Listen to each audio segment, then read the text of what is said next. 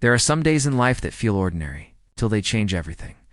For Nathan Cole, it was supposed to be just another ride home. Another long day. Another quiet defeat. The subway was crowded, noisy, alive, with strangers rushing through their own stories. But for him, everything felt distant, like he was sitting in a world he no longer belonged to. He had money, power, success, but none of it could fill the silence waiting for him at home. None of it could answer the one question that had followed him for 6 long years. Where did they go? He had searched. God knows he had searched. But some people don't just disappear, they choose to. And that truth had broken something inside him.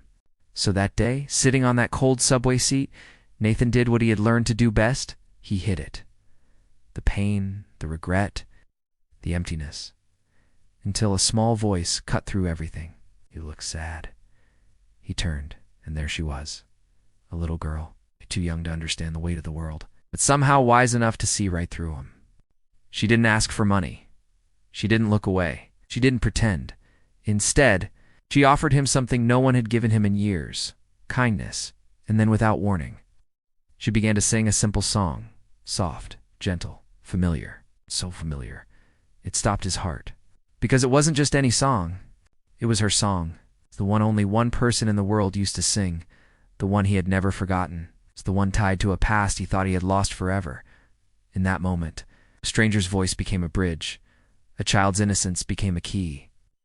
And a broken man felt something he hadn't dared to feel in years: hope. But hope can be dangerous, because sometimes it leads you back to truths you're not ready to face. And sometimes the person you've been searching for has been closer than you think, waiting, hidden, hurt, until the day everything finally comes undone. If you believe in second chances, in love that refuses to die, and in the kind of stories that remind us what truly matters, then you're going to feel this one deeply. Before we begin, take a moment to subscribe, like this video, turn on the notification bell, and tell us where you're watching from, because this story is one you won't forget. The train was loud, but he still heard the silence inside him. It sat with him like an old wound that had never healed. Nathan Cole leaned back in the corner seat of the subway and pressed 2 fingers against his brow. He had been on calls all morning, and none of them had brought peace. His voice had stayed calm, but inside he felt like a man standing in the ruins of his own life. "We searched every place she used to know," his assistant had told him just minutes earlier. "If she wanted to be found, sir, we would have found her by now." That was the part he could not accept. She was somewhere in this city. He felt it deep in his bones. After all these years, after all the nights he had spent staring at ceilings and asking himself where everything had gone wrong, he could not believe she had vanished from the world. No, not Clara.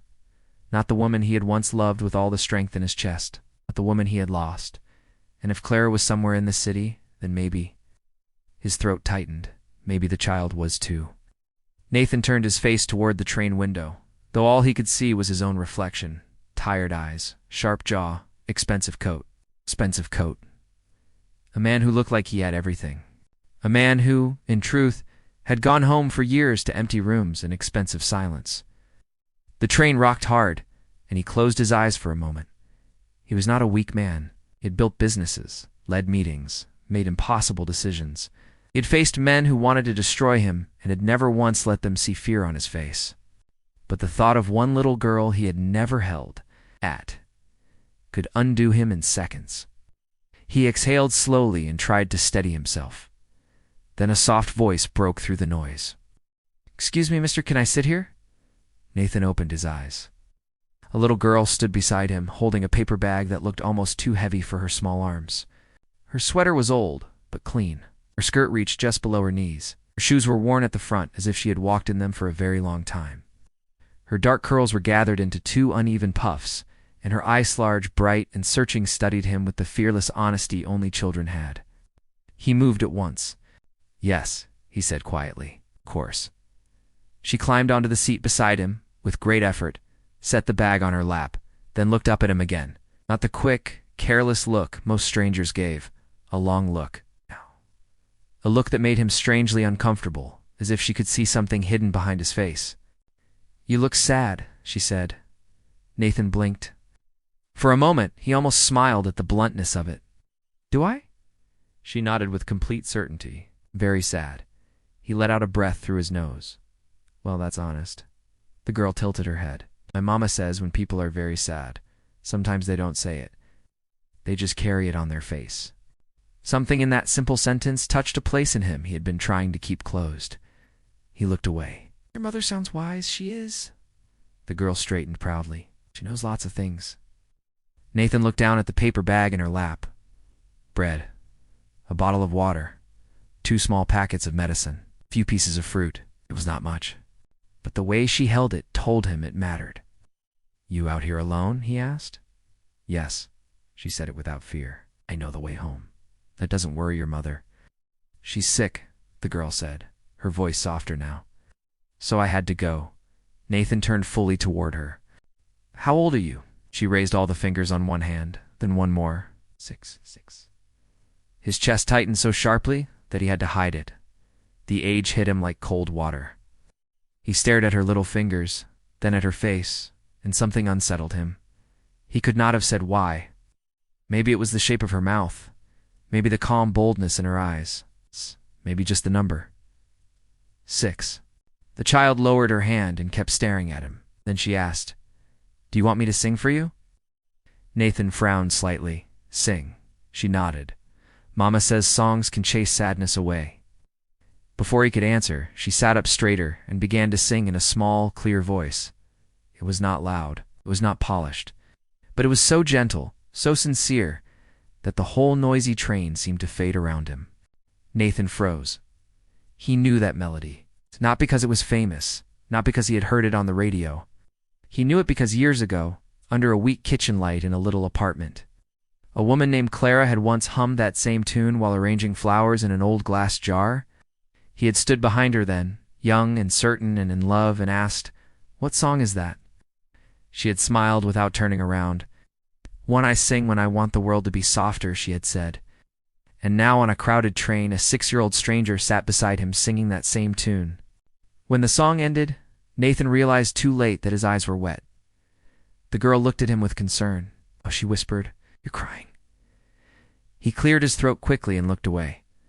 I'm fine. No, you're not. That nearly made him laugh. The child reached into the pocket of her sweater and pulled out a folded tissue that had already been used, once and carefully saved. You can have this, she said. Nathan stared at it, then at her. You don't have to give me that. I know, but I want to. He took it gently, as if it were something precious. Thank you, she smiled, pleased with herself. Did the song help? He swallowed. More than you know.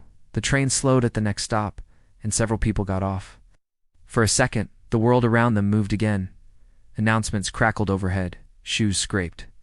A baby cried somewhere farther down the car. But Nathan still felt caught inside that one small moment. What's your name? He asked. The girl sat up proudly. Lily. It was not the name he had expected. He did not know why he had expected anything at all. Still, he asked, Lily what? She shook her head. Mama says I shouldn't tell full names to strangers. It's that time he smiled for real. Your mother is right again. And you? What's your name? Nathan. She thought about it. You look like a Mr. Nathan. He laughed softly. I do. Yes, very serious. But also tired. She said everything like truth had no reason to hide itself. Nathan glanced again at the paper bag. How far is your home? It's not too far. And your mother sent you alone for all this. I told you. She's sick. Lily's little face grew serious. She tried to get up this morning, but she got dizzy, so I told her I would go. I know what medicine she needs. There was no pride in the words, just fact. That made it worse. Nathan looked at the tiny bottle of medicine again, then at the fruit, and at the child's thin wrists. Does anyone live with you and your mother? He asked. Lily shook her head. No grandmother? Aunt? Neighbor? No. Then she added, just us. Just us. Those 2 words fell heavily between them. He told himself to stay out of it. He told himself there were thousands of hard stories in this city, and he could not carry every one of them. He told himself this was not his business. Then the train gave another jolt, and Lily grabbed the paper bag tighter. One orange rolled free and nearly dropped. Nathan caught it before it hit the floor. Their hands brushed, small fingers. cold skin. He placed the orange back in the bag and heard himself ask, "Would you like help carrying this home?" Lily's eyes narrowed at once. Nathan almost laughed again. Suspicious, careful, smart. "I don't have money," she said. "I'm not asking for money." She thought hard about that. Then she reached into the bag and pulled out a tiny jelly cup, the cheap kind with the peel-back lid. "This is all I can give," she said solemnly. "But I promised one to my best friend, so you can't have that one." Only another one later. Nathan stared at the jelly cup in her hand. For some reason, his throat tightened again. "All right," he said gently. "That seems fair, but you have to work first." "Of course." Lily nodded, satisfied. "Then when we get to my house, I'll pay you." Nathan rose as the train slowed again. "Come on, boss," he said. "Lead the way." She slid off the seat and lifted the bag, but he took the heavier side before she could protest. Together, they stepped out onto the platform. The station smelled like iron, dust, and old rain. People rushed past them without looking twice. A man played music on a broken speaker near the stairs. Somewhere above, city noise rolled like a second train. Lily walked fast. Too fast for a child with such short legs, Nathan thought. "Slow down," he called. She glanced back. "You walk slow, I walk normal." "No, you walk rich." Nathan stopped. "What does that mean?" She smiled mischievously and kept going. "It's like your shoes don't know what puddles are."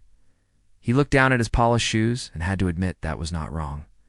By the time he caught up to her, she was already halfway up the station steps, still carrying herself with the serious purpose of someone much older.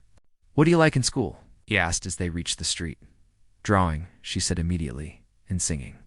"And reading when the book is not boring?" "What makes a book boring? Too many words that sound like homework?" Nathan gave her a sidelong look. "That's a strong opinion for 6. I told you. I know lots of things."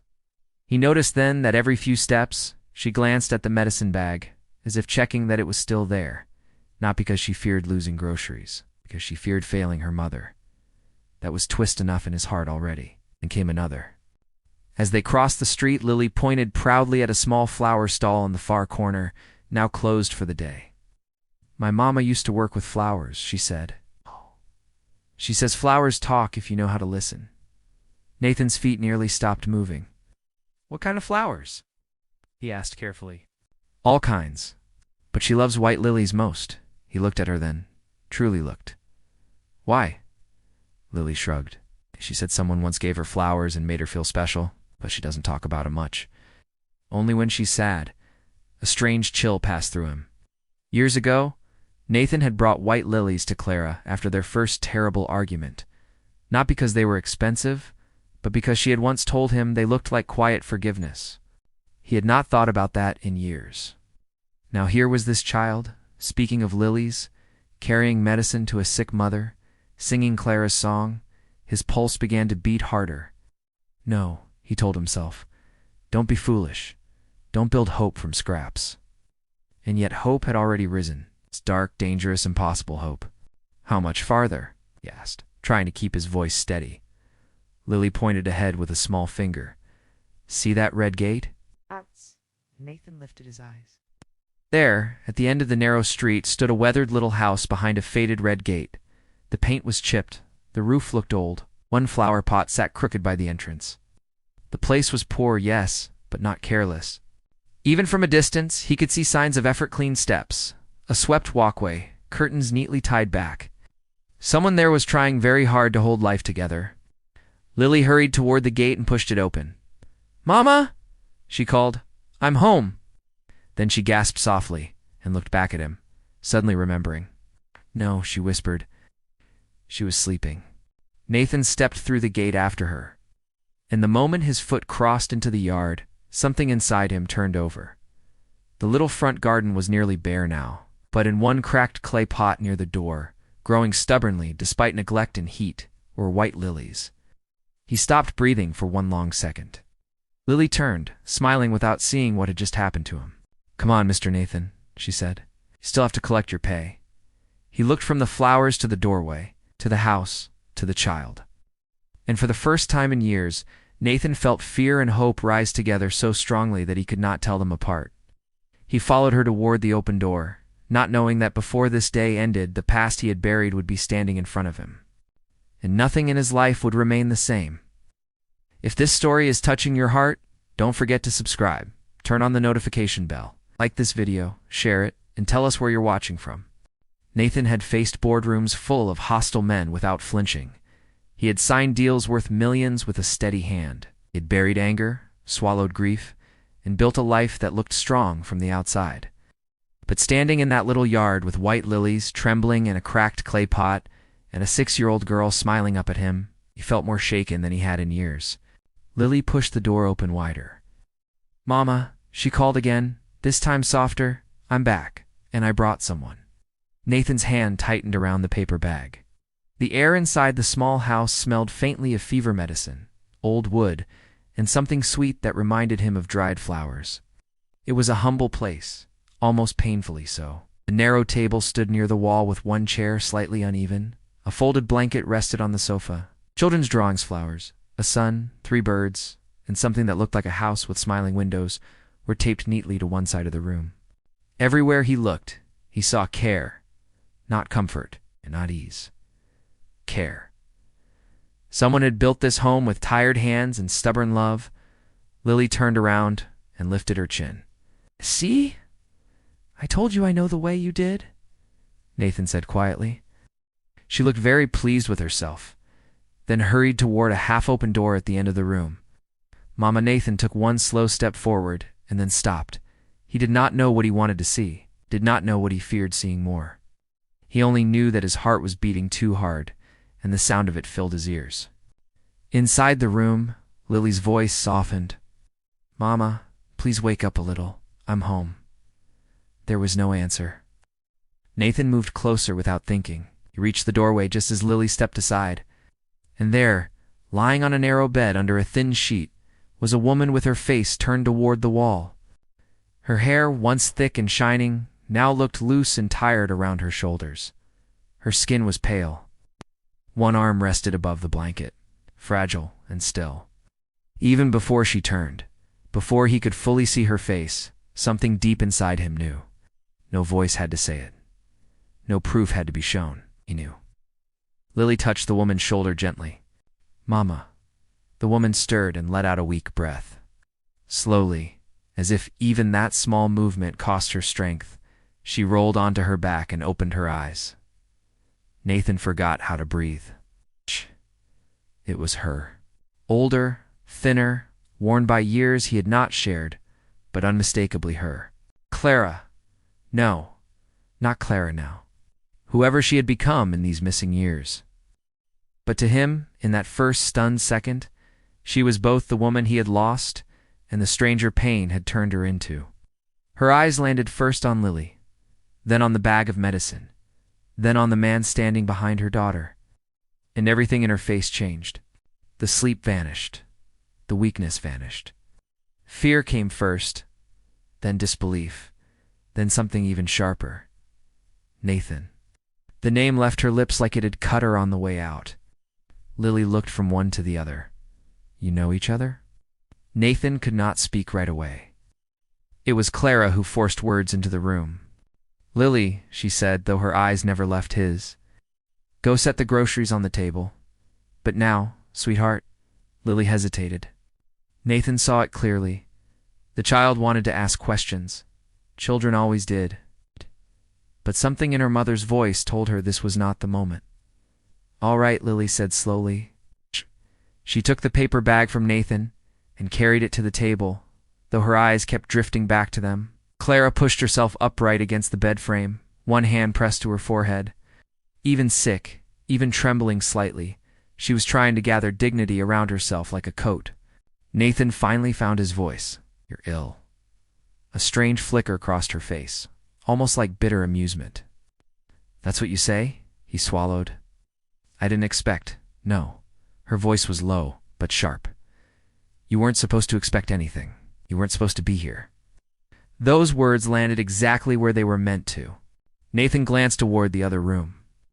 Lily was arranging items on the table, slower than necessary, clearly listening.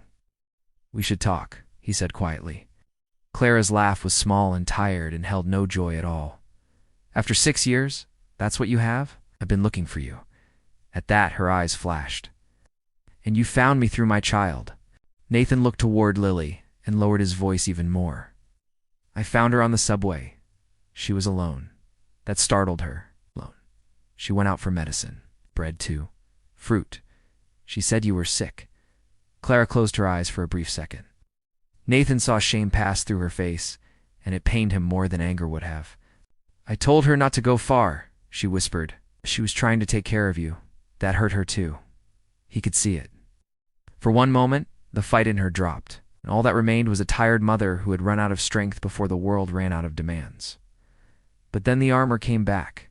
Thank you for helping her home, she said formally. You can go now. Nathan stared at her, just like that. As if the years between them were a door she could close again with one sentence. He looked at Lily, still pretending not to listen, then back at Clara. I'm not leaving. Her expression hardened. You don't get to make decisions in my house. No, he said, more gently than she expected. I don't. But I also don't get to walk away when you can barely sit up and your daughter is carrying medicine by herself. It hit something raw. Clara gripped the edge of the blanket. Do not stand there and judge me. I'm not judging you. It sounds like you are. Nathan lowered his voice. I'm judging myself. That silenced her. For a long moment, the room held nothing but the faint street noise coming through the window and Lily moving dishes around too loudly in the next room. Nathan took one careful step closer. You disappeared, he said. No letter, no call, no address, nothing. I searched until there was nowhere left to search. Clara's lips parted, then closed again. You searched too late, she said at last. His jaw tightened. I searched the moment I realized you were gone. She shook her head weakly. That's not what I meant. He stared at her. And there it was, the first twist he had not expected. Not just anger, not just fear, old disappointment, wound older than the disappearance itself. Before he could ask what she meant, Lily appeared in the doorway again, holding a glass of water with both hands. Mama, she said, you need to drink. The room shifted instantly. Clara took the glass and softened at once when she looked at her daughter. Thank you, baby. Lily glanced at Nathan. Mr. Nathan helped me with the heavy side of the bag. I noticed, Clara said, and he didn't ask for money. Nathan almost smiled. Lily stepped closer to the bed. I offered him jelly. Clara looked at Nathan, tired and confused for the first time. You accepted jelly? It seemed rude not to. That made Lily grin. A tiny smile touched Clara's mouth too, but it vanished quickly. As if she had remembered she was not ready for anything gentle between them. Then Lily said the one thing neither adult was prepared for. Mama, why do you look scared? The child's voice was innocent, but the question landed heavily. Clara looked down at the blanket. Nathan looked at the floorboards. For a second, neither could answer. Lily moved closer to the bed and touched her mother's arm. Mama. Clara set the water aside and cupped Lily's cheek. I'm not scared of you, sweetheart. That's not what I asked. Nathan nearly looked up. The child was sharper than most grown people. Clara's fingers trembled just slightly against Lily's face. I'm tired, she said. That's all. Lily studied her with the grave seriousness of a little girl who had learned too early that grown-ups often hid the truth inside simpler words. Then she turned to Nathan. Are you scared too? He let out a quiet breath. Maybe a little. Why? Before he could shape an answer, Clara said, Lily, go wash your hands before dinner. But it's not dinner time. Go on, baby. Lily frowned, but obeyed this time. As soon as she disappeared down the hall, Clara's shoulders dropped. Nathan waited. When she finally spoke, her voice had lost its sharp edge and taken on something far more dangerous weariness. She doesn't know. His heart pounded once, hard. She's mine, then. Clara looked at him, and there was no point denying it. Not now. Not after the song, the flowers, the age, the face. Yes, the word was quiet, but it changed everything. Nathan sat down heavily in the chair beside the bed because his knees no longer trusted him. For a second he could not speak. His mind was full of 6 lost birthdays, 6 years of first words, first steps, first fevers, first songs, all the moments he had not been there to see. His daughter, his little girl. He pressed a hand over his mouth and bowed his head. Clara watched him, but her face gave little away. Finally, he whispered, "You had no right." Her expression changed at once. "No right," she repeated. "To keep her from me." She stared at him with tired fury. "And what right did you leave me with, Nathan?" He looked up sharply. "I would have come for you, would you?" Her voice shook now, not with weakness, but with hurt forced up from deep inside. "You said many things back then." He rose halfway from the chair. "Then tell me now. Tell me what you believed I did." Clara looked toward the door, making sure Lily was still gone. When she spoke again, the words came slowly, as if each one had to push through years of silence. "The night we broke, I begged you to choose us." Nathan's face went still. "You chose your father," she said. The room seemed to narrow around him. "That's not true. It is from where I stood." He remembered that night all at once. The shouting, the accusations, it's the pressure from his father, who had hated Clara's poor background and called her a distraction. It's the business crisis, the cruel words said in anger, the terrible silence after. "I was trying to protect everything," Nathan said. "And I was part of everything, wasn't I?" "You were the most important part." "Not that night." The words struck with painful accuracy, because somewhere deep inside, he feared there had been truth in them. Clara leaned back, exhausted by even speaking this much. "When I found out I was pregnant, I wanted to tell you. I did. But then your father came to see me." Nathan's face went cold. "He what?" Her eyes met his. "He told me, if I cared about you, I would go. He said your life was finally becoming what it should have been. He said I would ruin it again." Nathan could barely process the words. "And you believed him?" "I believed what I had already seen."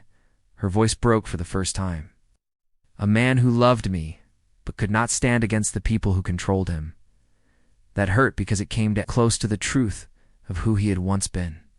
In the hallway, water ran from the tap, then stopped. Lily would be back any second.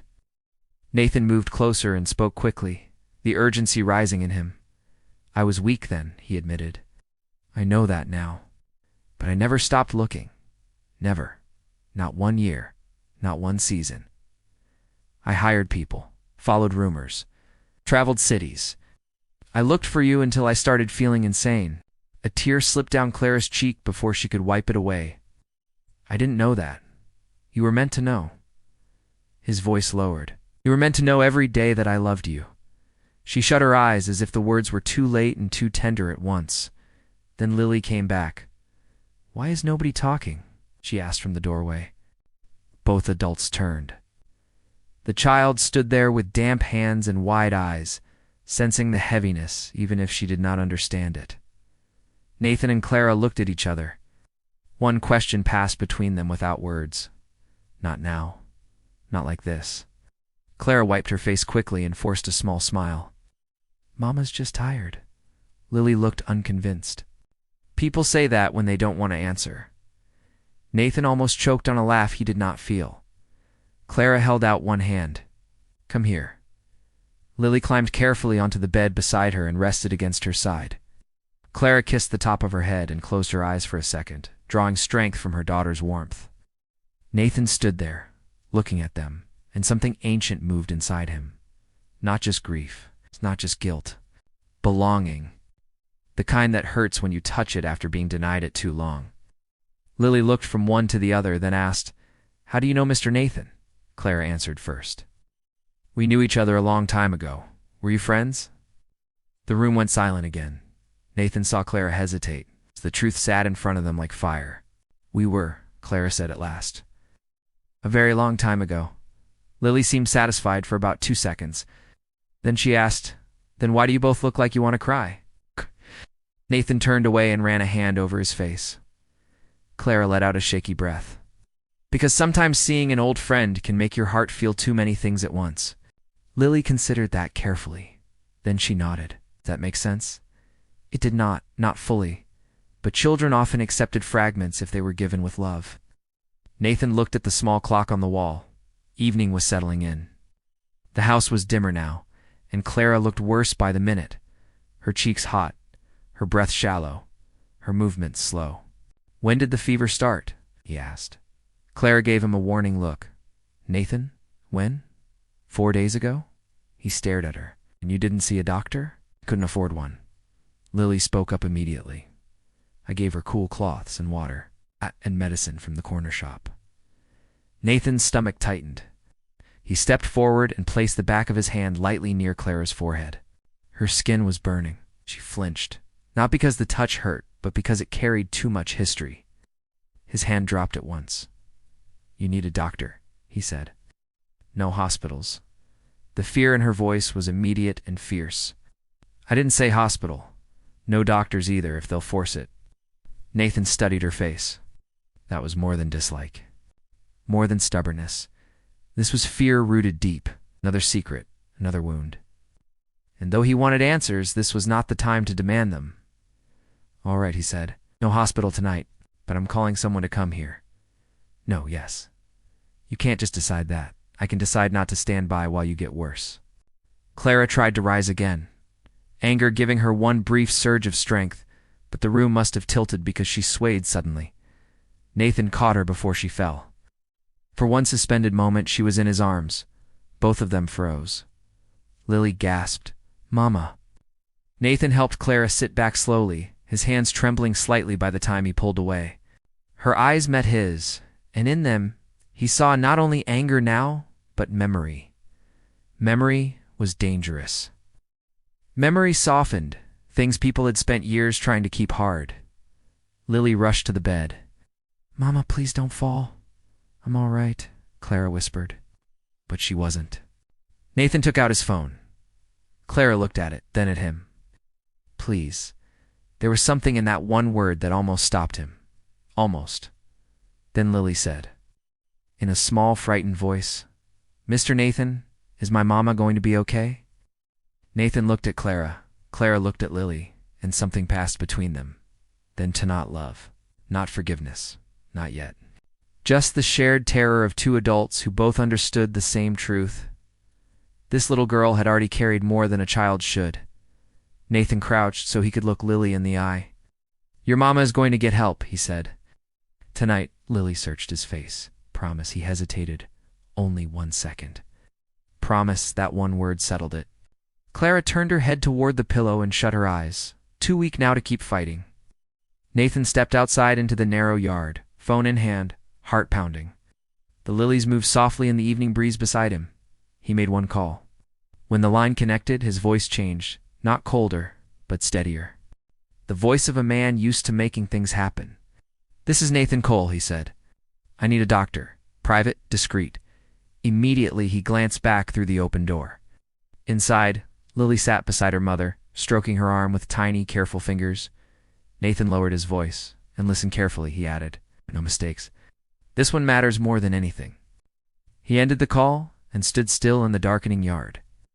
For years he had searched for ghosts. Now the woman he had loved was breathing under that roof, and his daughter was waiting for him to keep a promise.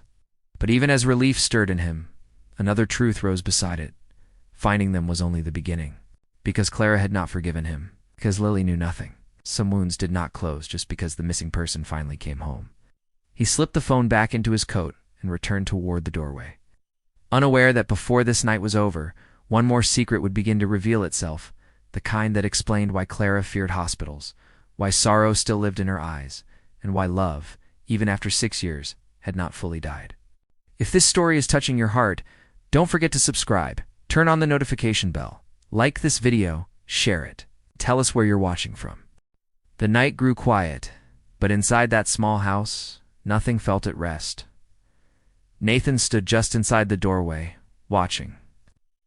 Lily sat beside her mother, gently dipping a cloth into a small bowl of water and placing it on Clara's forehead, the way she had clearly done many times before. Her small hands moved carefully, seriously like someone who had learned responsibility too early. Not too cold, Lily whispered to herself.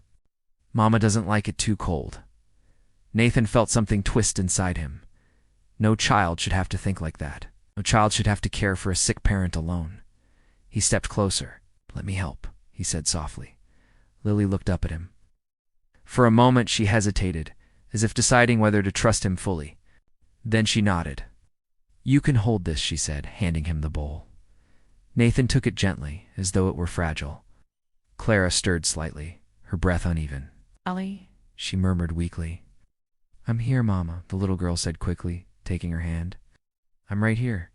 Nathan watched that moment, and something deep in him shifted again. That wasn't just love. That was survival love.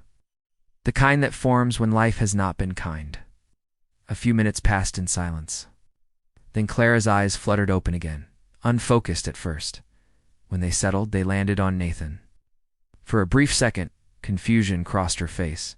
Then memory returned. You didn't leave, she whispered. No, Nathan said quietly. I told you I wouldn't. Her gaze lingered on him, searching, unsure whether to fight him again or accept what was happening. You always were stubborn, she said faintly. Nathan almost smiled. You used to like that about me.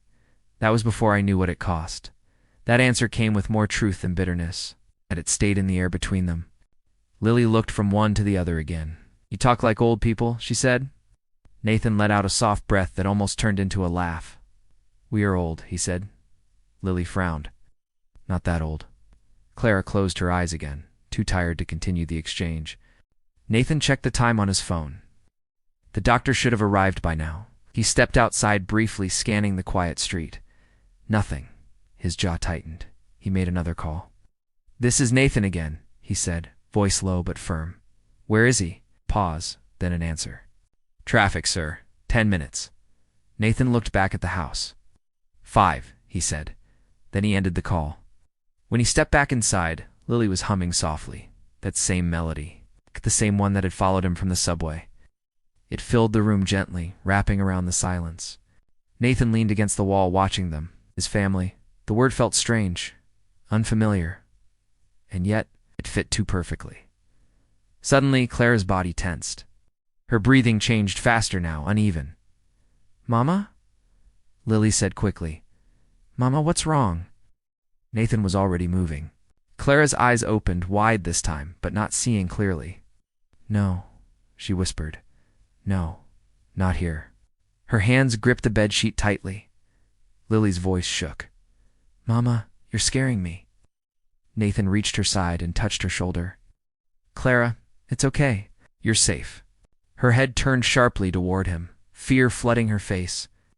No hospitals, she said, her voice rising with panic. Don't take me there. I can't go back there.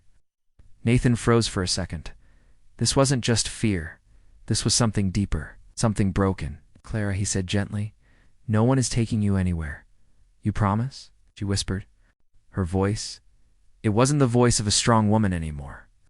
It was the voice of someone reliving something painful. Nathan didn't hesitate this time. I promise. Her grip loosened slightly, but the fear didn't fully leave her eyes. Lily clutched her mother's arm. Mama, please don't go anywhere. Stay here. Stay with me. Clara turned her head slowly toward her daughter. I'm here, she whispered. I'm not leaving you. Nathan swallowed hard. Those words hit deeper than they should have. Because once, long ago, she had left him, or at least that was what he had believed. Now he was starting to wonder if the truth had always been more complicated. A knock came at the door. Sharp. Urgent. Nathan moved quickly. When he opened it, a man in his late 50s stood there with a medical bag in hand. Mr. Cole? The man asked. Yes, come in. The doctor stepped inside, taking in the small house with a quick, trained glance. Patient. Asked. This way Nathan led him to the bedroom. Lily looked up immediately. Who is he? He's here to help your mama, Nathan said. Lily nodded, but her grip on Clara tightened. The doctor approached the bed, calm and focused. Let's take a look, he said gently. Clara looked at him, then at Nathan. For a moment, it seemed like she might refuse again. Then Lily whispered, Please, Mama. That was all it took. Clara gave a small nod. The doctor began his work, checking her pulse, her temperature, her breathing. The room fell quiet again. Nathan watched every movement closely. After a few minutes, the doctor exhaled slowly. High fever, he said. Weakness. Likely infection. But we need to be careful. How serious? Nathan asked. The doctor looked at him directly. Another day or two without proper treatment? He paused, choosing his words carefully, and this could have gone very badly. Nathan felt the weight of those words settle heavily in his chest. Lily didn't fully understand, but she knew enough. Her little eyes filled with tears. "Is she going to be okay?" she asked, her voice trembling. The doctor softened. "Yes," he said gently. "But only if we take care of her properly now." Lily nodded quickly, wiping her face. "I'll help," she said. The doctor gave a small smile. "I can see that you already have." He reached into his bag and began preparing medication. "She needs rest, fluids, and monitoring," he continued. "And someone here at all times." Nathan didn't even think before speaking. "I'll stay." Clara looked at him again. That same look, uncertain, guarded. But this time, something else was there too. Relief. She quickly looked away. "You don't have to," she said weakly. "I know," Nathan replied. "I want to." The doctor finished preparing the medicine and handed it to Nathan. "Follow these instructions carefully," he said. "I'll return tomorrow morning." Nathan nodded. "Thank you." The doctor packed up his things and left. The door closed. Silence returned. But it was no longer the same silence as before. Something had shifted. "I am." Nathan stood at the foot of the bed watching them, for the first time in years. He wasn't alone. But with that realization came something else. Responsibility. Not just to stay, not just to help, but to face everything he had lost. And everything he might still lose again if he got it wrong. Lily suddenly looked up at him. "Mr. Nathan?" "Yes." "Will you stay tonight?" The question was simple, but it carried everything. Nathan looked at Clara. She didn't speak, but she didn't refuse either. That was enough. He nodded. "I'll stay." Lily smiled, relieved. Then she snuggled closer to her mother, finally allowing herself to relax. Nathan moved a chair closer to the bed and sat down. The night stretched ahead of him, long, quiet, heavy with things unsaid, but also, for the first time in a very long time, full of something he had almost forgotten existed. Hope, if this story is touching your heart, don't forget to hit that subscribe button, turn on the notification bell, like this video, share it, and tell us where you're watching from. The night passed slowly, like time itself was afraid to move too fast. Nathan barely slept. He sat in the wooden chair beside the bed, watching Clara breathe, counting every rise and fall of her chest, as if stopping would mean losing her all over again. Every now and then, Lily would stir in her sleep, her small hand reaching out until it found her mother's arm again. Each time, Clara would respond, even in her weakness, her fingers curling gently around her daughter's. That quiet connection. It spoke louder than anything else in the room. Nathan had missed all of this. Every small moment, every silent act of love. And now that he was here, it felt like both a gift and a punishment. Morning came softly through the thin curtains. Lily was the first to wake. She blinked, stretched, then immediately checked her mother's face like it was the most important thing in the world.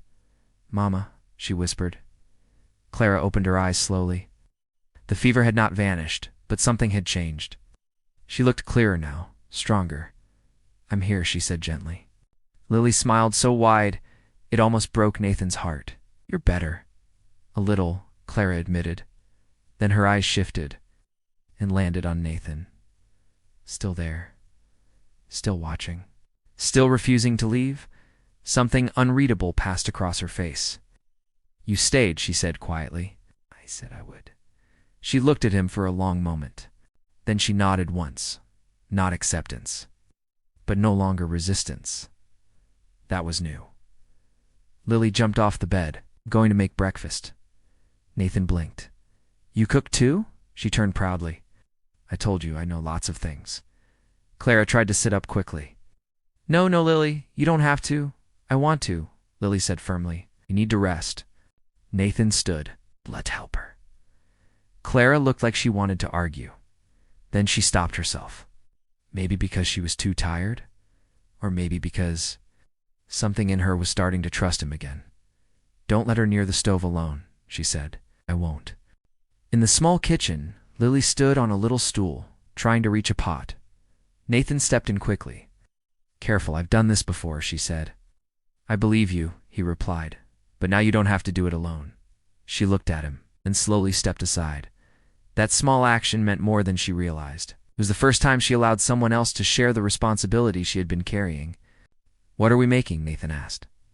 "Porridge," she said. "Mama says it's easy on the stomach." He nodded. "Good choice."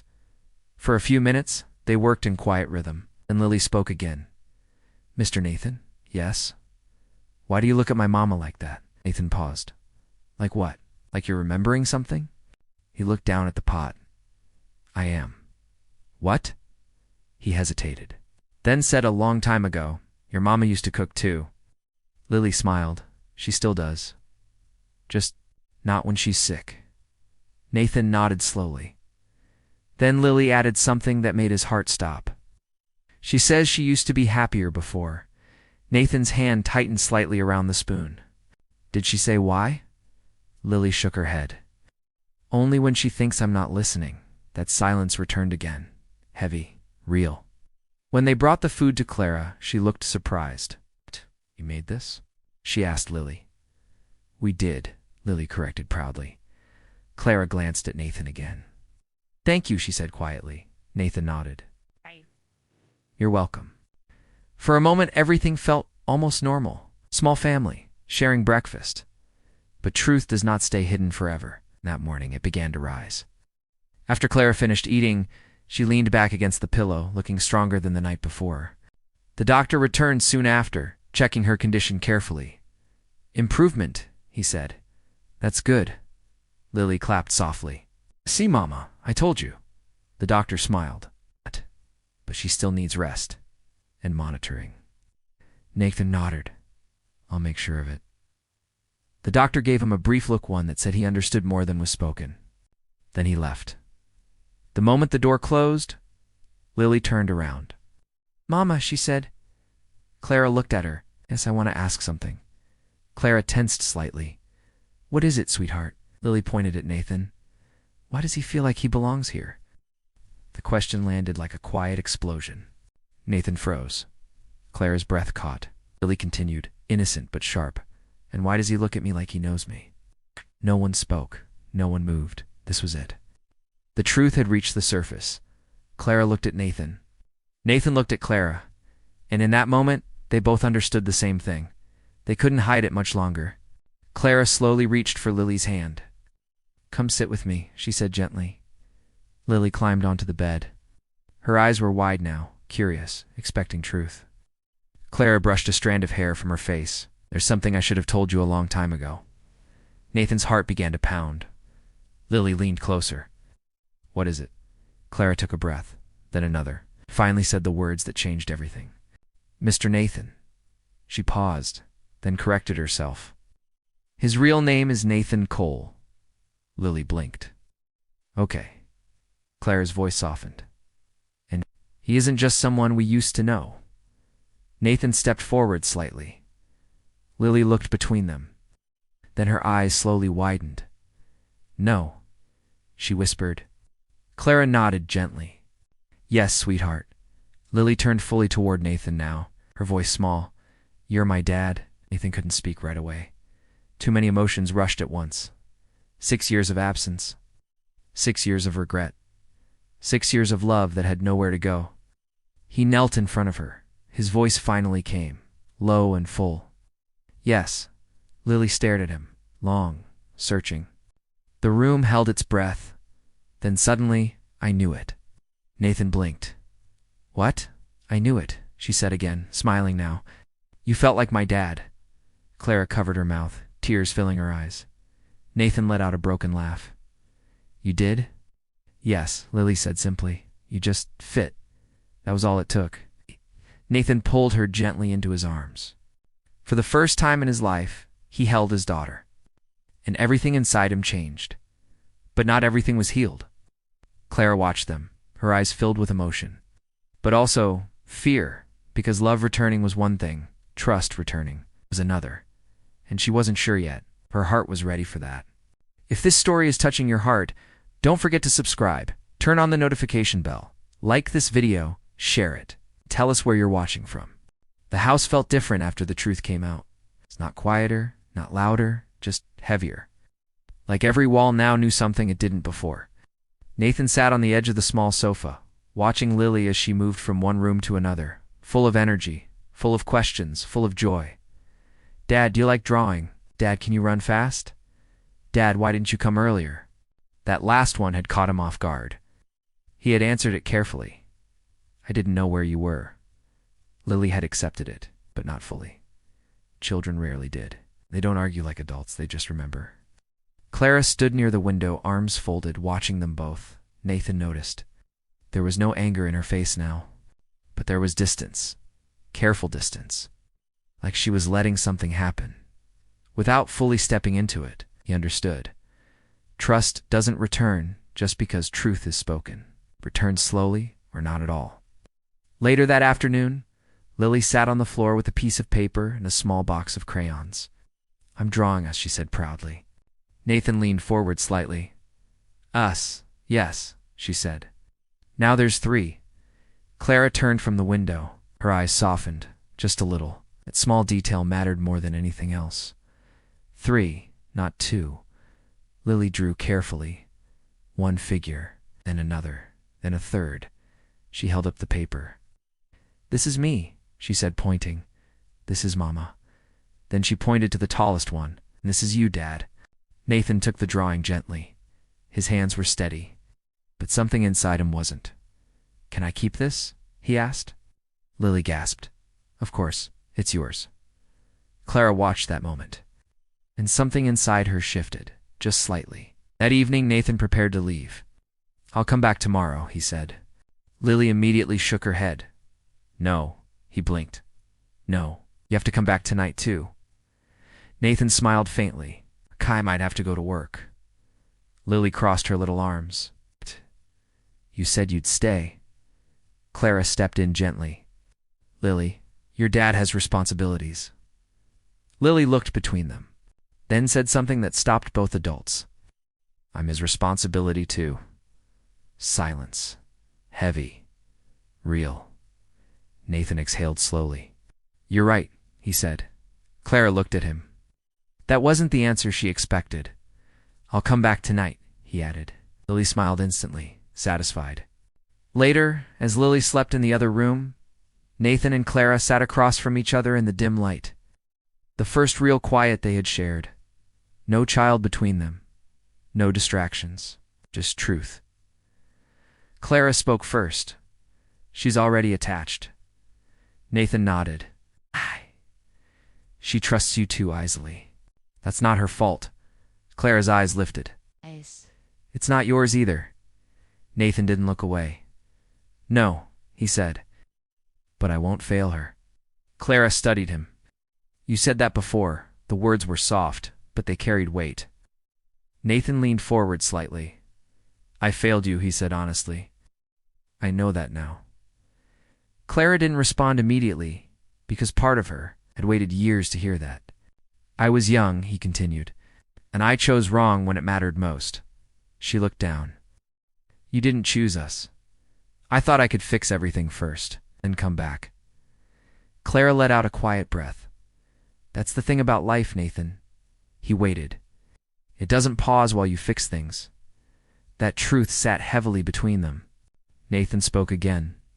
"I can't change what I did, no, but I can change what I do now." Clara looked at him again. "And what is that?" "Stay," he said simply. "Not just visit, not just help. Stay." Her heart reacted before her mind did, and that scared her. "You think it's that simple?" she asked. "No," he admitted. "I think it's that hard." That answer felt real. Too real. Before Clara could respond, a sudden noise broke the silence. A soft thud, then a weak voice. "Mama." Both of them turned instantly. Lily stood in the doorway, but something was wrong. Her small body swayed, her face pale. "Lily," Clara said, alarm rising. Then the child collapsed. Everything happened at once. Clara screamed her name. Nathan was already moving, caught Lily before she hit the ground fully. "Lily," Clara cried, struggling to get up. Nathan laid the child gently on the sofa. Her skin felt hot, too hot. "She's burning up," he said. Clara's face drained of color. No. This wasn't just fear. This was something deeper, something that had happened before. Nathan acted fast. I'm calling the doctor. Clara grabbed his arm. No hospital. Nathan's voice was firm now. This isn't about preference. Her eyes filled with panic. Please, Nathan, she needs help. Lily stirred weakly. Daddy, she whispered. That one word changed everything. Nathan froze. Then looked at Clara. She needs us to act. Clara's breathing was uneven now. Her fear of hospitals, her past, her trauma, all of it stood in the way. But so did her daughter's life. Lily's small hand reached out. Mama, Clara broke. I can't lose her, she whispered. Nathan softened slightly. You won't. She looked at him. And in that moment, she chose. Not fear, not the past, but her child. Okay, she said. The word shook, but it was real. Okay, we go. The hospital lights were too bright, too cold, too familiar. Clara's hands trembled as they rushed through the entrance. Nathan carried Lily, his face calm. But inside everything was chaos. Doctors moved quickly. Questions, tests, machines. Clara stood frozen for a moment. Then Nathan reached for her hand. You're not alone, he said. She looked at him, and this time she didn't pull away. Hours passed, long, painful, uncertain. Then finally, a doctor approached. She's stable, he said. Both of them exhaled at once. But she'll need treatment and monitoring. Clara nodded quickly. Whatever it takes. Nathan looked at her and saw something new. Strength, not fear. Not running. Standing. That night, as Lily slept in the hospital bed, Athen stood on one side, Clara on the other. Between them, their daughter, the bridge, the reason, the second chance. Clara spoke quietly. I was wrong about you. Nathan looked at her. She continued. You didn't run this time. Shh. No, he said. She nodded, and I didn't either. For the first time in years, they stood on the same side. Shh. But one final truth still remained. Not about the child, not about the past, but about them and whether love could truly return. If this story is touching your heart, don't forget to subscribe, turn on the notification bell, like this video, share it. Tell us where you're watching from. Morning light slipped quietly through the hospital window. It rested gently on Lily's face. For the first time in hours, she looked peaceful. No fever, no fear, just a child. Finally resting, Nathan had not moved much. He stood by the window most of the night, watching the city wake up slowly, thinking about everything that had brought him here. Every mistake, every lost year, every moment he could never get back. And yet right there in that hospital room was something he thought he had lost forever. A second chance. Clara sat beside the bed, her hand wrapped around Lily's. She looked tired, but different. Stronger. Not because life had suddenly become easy, but because she had stopped running from it. From him, from the past. Lily stirred. Her eyes blinked open slowly. Mama Clara leaned forward immediately. I'm here, baby. Lily turned her head slightly. Daddy. Nathan stepped closer at once. I'm right here. She smiled, a weak smile, but real. I had a weird dream, she murmured. Clara brushed her hair back gently. What kind of dream? Lily blinked slowly. You were both there, and nobody was sad. Silence filled the room. Not heavy this time, just full. Oh. The doctor returned not long after. He checked Lily carefully, then smiled. She's responding well. Treatment is working. Clara let out a breath she didn't realize she had been holding. Nathan nodded. Can she go home soon? In a couple of days, the doctor said. But she'll need rest. Lily made a small face. I don't like hospitals. Clara squeezed her hand gently. I know, sweetheart. Then she added something she never thought she would say again. But sometimes, they help us get better. Nathan looked at her. He understood what that cost her. He didn't take it lightly. Later that day, when Lily fell asleep, Jean Clara stepped outside into the quiet hallway. Nathan followed. For a moment, neither spoke. Then Clara said softly, I need to tell you something. Nathan waited. She took a breath. The reason I hate hospitals. Her voice trembled slightly, but she didn't stop. When I was 19, I lost someone here. Nathan's chest tightened. My mother, she continued. I sat in a waiting room for hours, just hoping someone wouldn't come out and tell me it was over. She looked down. But they did. Nathan didn't speak. He just listened. Because this wasn't a moment for answers, it was a moment for truth. After that, she said, every hospital felt like that same room, that same fear, that same loss. Nathan nodded slowly. That's why you didn't want to come. She looked at him, then added quietly, but this time, I wasn't alone. That was the shift. The real one. Not dramatic, not loud. Deep. They stood there in silence for a moment longer. Then Nathan spoke. Clara. She looked up. I don't expect everything to be fixed overnight. She didn't interrupt. But I meant what I said, he continued. I want to stay. Not just for Lily. For you too. Clara searched his face, looking for something. Doubt, weakness, old habits. But what she saw instead was steadiness. And that scared her, because she wanted to believe it. You don't get another chance to fail us, she said finally. Nathan nodded. I know. That's not a warning, she added. It's a promise. He understood and accepted it. I won't break it, he said. A small voice interrupted them. You're talking without me? They both turned. Lily stood at the doorway of the room, holding onto the wall for balance. Clara rushed forward. You shouldn't be out of bed. I'm fine, Lily said. Nathan crouched beside her. You scared us? She smiled softly. I didn't mean to. Then she looked between them. You're not fighting anymore? Clara and Nathan exchanged a glance. No, Clara said gently. We're not. Lily nodded. Good. Then she said something simple, but powerful. Because I like it better when we're together. 2 days later, they left the hospital. Together, the car ride was quiet at first.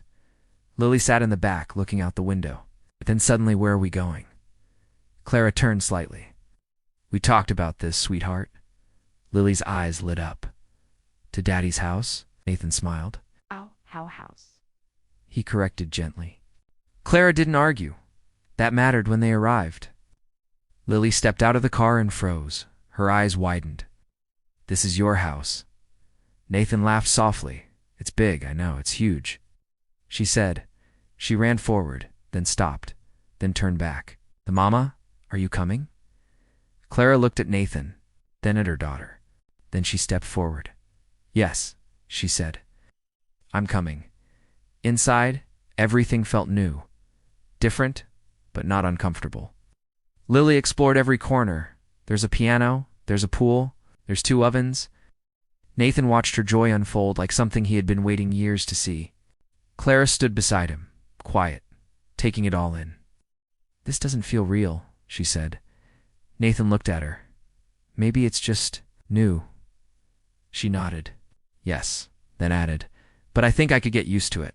That night, Lily sat on the floor with her drawings again. Look, she said. She held up a new picture. 3 figures, holding hands. At this time, no space between them. Clara watched it, then looked at Nathan. Do you think we can really do this? He didn't rush his answer. Yes, he said, but not perfectly. She gave a small smile. That's honest. It's real, he replied. Later, after Lily had fallen asleep, they stood alone in the quiet house. No fear, no anger, just history and possibility. Clara spoke first. I never stopped loving you. Nathan's breath caught. I didn't either. They both laughed softly, a little embarrassed, a little relieved. We're ridiculous, she said. Completely, he agreed. But this time, they didn't walk away. In the weeks that followed, life didn't become perfect, but it became. Whole Lily laughed more. Clara rested more. Nathan stayed, every day, not just with words, but with presence, with patience, with love. One afternoon, Lily ran into the living room, Dad. Mama, they both looked up. I drew something new. She held it up proudly. It was simple, but beautiful. A house. 3 figures. And above them, a bright sun. "What's this?" Nathan asked. Lily smiled. "That's us." Clara leaned closer. "And the sun?" Lily beamed. "That's happiness." Nathan looked at Clara. Clara looked at him. And for the first time in years, there was no distance left between them. Because sometimes life breaks things. Sometimes it separates people. Sometimes it leaves wounds that take years to understand. But sometimes, if love is patient enough, if hearts are brave enough, if people choose to stay instead of run, even broken families can find their way back to each other. And this time, they didn't lose each other again. If this story touched your heart, don't forget to subscribe, turn on the notification bell, like this video, share it, and tell us where you're watching from. Feel free to also let us know what you think about this story. We would love to hear your opinion. Thank you for staying with us. In the end, it wasn't the money, the house, or even the second chance that changed everything. It was the choice to stay. Nathan stayed through the hard conversations, through the guilt, through the quiet moments where trust had to be rebuilt slowly, piece by piece. Clara stayed, despite her fears, despite her past, despite every reason she once had to walk away. And little Lily. She never stopped believing that love could bring people back together. That was the miracle. Not perfection, but presence. Not a life without pain, but a life where no one had to carry it alone anymore. This story reminds us of something simple, yet powerful. Life will break us at times. People will make mistakes. Love will be tested. But giving up should never be the answer. Because sometimes the very thing we think we've lost forever is waiting for us to come back stronger, wiser, and ready to choose differently. So hold on. Forgive when you can. Fight for what matters. And when life gives you a second chance, don't run from it. If this story touched your heart, don't forget to subscribe. Turn on the notification bell. And tell us where you're watching from and what you felt about this story. Your support helps us keep sharing stories that inspire hope.